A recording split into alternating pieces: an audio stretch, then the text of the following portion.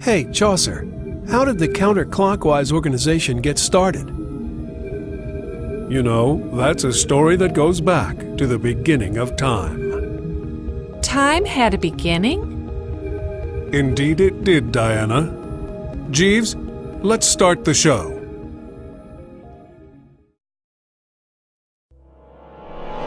The universe itself was created in an enormous explosion some 13.7 billion years ago. Before that explosion, there was no time, no space, no energy, and no matter. Right there in that first instant, time began. And space? Well, there was so much pure energy all of a sudden that space itself couldn't stand it. So from just about nothing, space zoomed faster than thought to an enormous size. Good thing too, because gravity was about to squeeze that baby universe back into the nothingness it came from. That first zoom happened a whole lot faster than the speed of light and is called inflation. Since then, the universe has expanded at more of a pedestrian speed of light. At the incredible temperatures and energies of that first instant, nothing, not even matter, was stable. And as quick as it could form, it turned back into pure energy. But as the universe expanded, it cooled. And gradually the basic pieces of normal matter were formed from that incredible energy. Quarks were the first particles to form. Today, quarks only exist in tightly bound groups. But back then, space was so small and quarks were squeezed so close together that they were not bound to other specific quarks. The colors of these quarks just represent a property that attracts them to one another. There are two kinds of quarks in normal matter. Physicists call them flavors of quarks. There's the up quark and the down quark. As space got bigger, quarks lost their freedom and found themselves locked into groups of three inside a proton or a neutron. A proton is formed from two up quarks and one down quark, while its slightly heavier cousin, the neutron, is composed of two down quarks and one up quark. Just about every proton and every neutron in existence today was formed at the time of inflation and was crammed into that primordial basketball.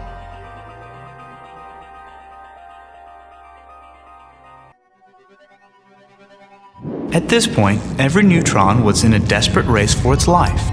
Since neutrons can only exist for about 20 minutes on their own, every neutron either decayed or got together with a proton to form a kind of hydrogen. Or two neutrons got together with two protons to form the nucleus of helium. All of this happened within the very first minute of existence of the baby universe.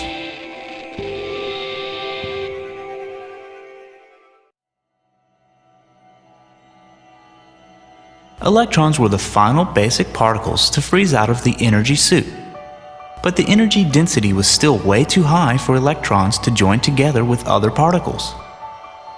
And the early universe remained a glowing, cloudy plasma. This condition lasted about 300,000 years while the universe grew and cooled. Finally, it was cool enough for the electrons to be captured by hydrogen and helium nuclei, and the first atoms were formed. Suddenly, light could race through the universe without bumping into charged particles, and the universe became transparent and dark, filled mostly with clouds of hydrogen and helium gas. The light released at that time is still visible today as cosmic microwave background.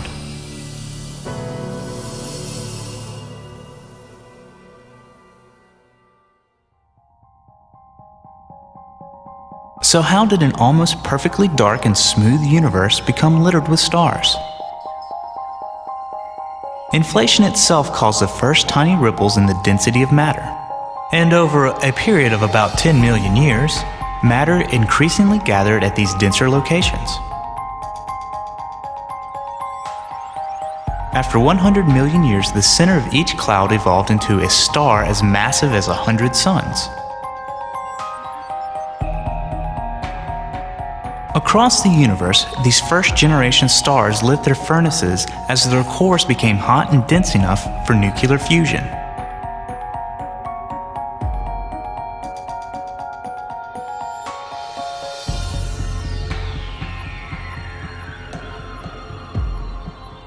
the universe emerged from the Dark Ages. Because of their huge sizes, these first stars burned with a frenzy and converted their supplies of hydrogen and helium fuel into the first heavy elements. Essentially, all the atoms in the universe heavier than helium were born in the hearts of stars. In a short 3 million years, the fuel was spent, and these first stars collapsed and exploded into supernovas, spewing their newborn heavy elements out into the universe. This new composition of heavier elements made it a lot easier for gravity to squeeze these clouds of matter into new generations of stars.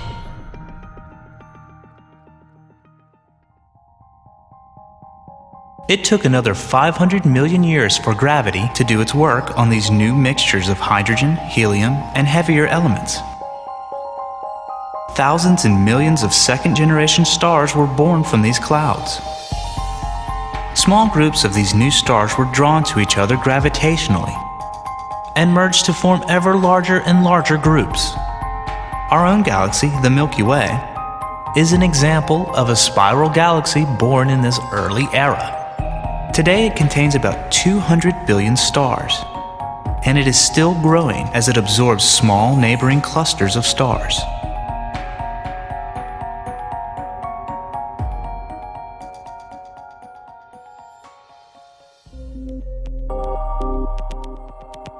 The center of our galaxy is a raging dynamo of tremendous power, and it's natural to wonder what could provide such awesome energies. Black holes. When a large star is nearing the end of its life, it can collapse under the pressure of its own gravity and become a black hole. These weird bodies are called black holes because they swallow everything that comes close enough, even light itself. The process, though, is anything but dark and serene. This is a photo taken by the Chandra Telescope showing stars near the center of our galaxy radiating fiercely as they speed towards their death under the pull of black holes. They are traveling at millions of miles per hour and are being torn apart in the process. There are millions of black holes in our galaxy, and the biggest of them all is the one at the center. This monster has the mass of 3 million suns. Its appetite is ferocious and it swallows everything in its neighborhood, even other black holes. Probably every large galaxy in the universe has a monster black hole at its center.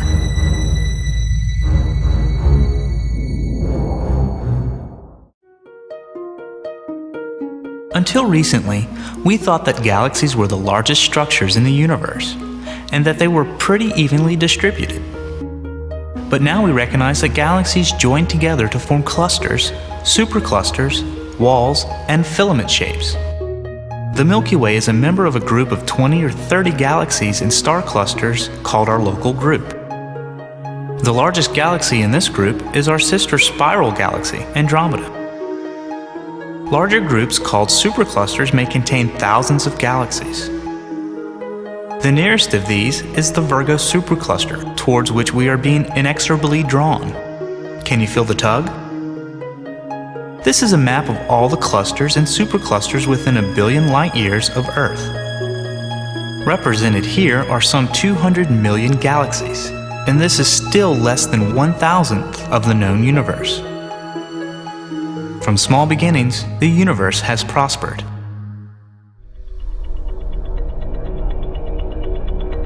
$4.6 billion years ago, our solar system started to form about 2/3 of the way out on one of the spiral arms of the Milky Way. Our sun and its planets condensed under the pressure of gravity until the sun was hot and dense enough to light its own nuclear fires. The inner planets are small and rocky with heavy elements, while the outer planets tend to be large gas giants.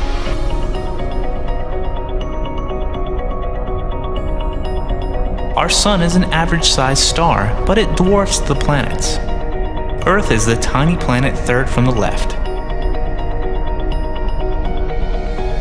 While it would take light itself over 6 hours to travel from the sun to Pluto, let's take a quick tour of our solar system.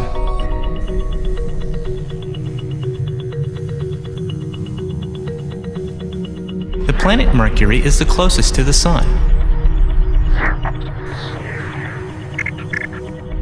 followed next by our sister planet, Venus. Our own Earth is third,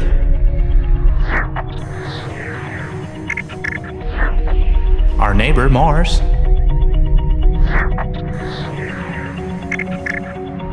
Jupiter is the first and largest of the gas giants, followed by Saturn with its glorious rings.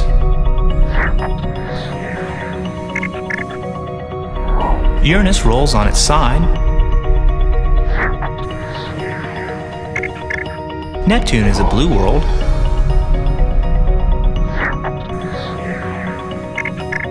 Followed last by X-planet Pluto. And even traveling at the speed of light, it would take us more than 4 years to get to the nearest star. All very interesting, Chaucer. But what has all that to do with the counterclockwise organization? You know, that's a story that goes back to the beginning of time. Time had a beginning? Deja vu all over again. Now I think you guys are pulling my leg. That's another story that goes back to the beginning of time. Enough! I am out of here.